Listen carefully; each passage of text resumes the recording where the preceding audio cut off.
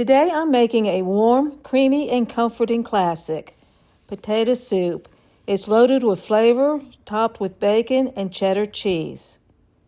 Welcome to Carol's Recipe Adventures, where I share recipes you can enjoy with friends and family. Let's get started. Start by peeling your potatoes and cutting them into 1-inch cubes. To your Instant Pot, add 1 cup of water and a trivet. Place the potatoes on the trivet and season lightly with salt. Place the lid on and set it on high for just 3 minutes. When done, quickly release, remove the potatoes, and set aside.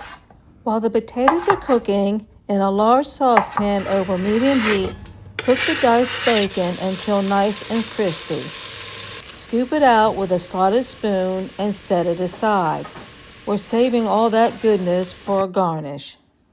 Keep about 1 tablespoon of the bacon drippings in the pan. Saute the diced onion and garlic until soft and fragrant. It's going to take about 3 to 4 minutes.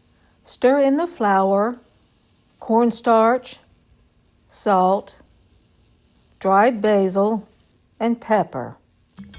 Cook it for about 1 to 2 minutes, stirring constantly, making sure that it is mixed well.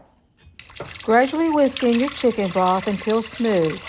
Bring it to a boil and cook for 2 minutes, stirring frequently. Add your cooked potatoes, milk, heavy cream, butter, and hot pepper sauce. Lower the heat and let it simmer gently. You don't want it to boil, just let those flavors come together. Now for the best part. Ladle that rich, creamy soup into your bowl and top it with crispy bacon and shredded cheddar cheese. This potato soup is perfect for a chilly night or anytime you want something hearty and homemade. Give this recipe a try. Until next time, happy cooking.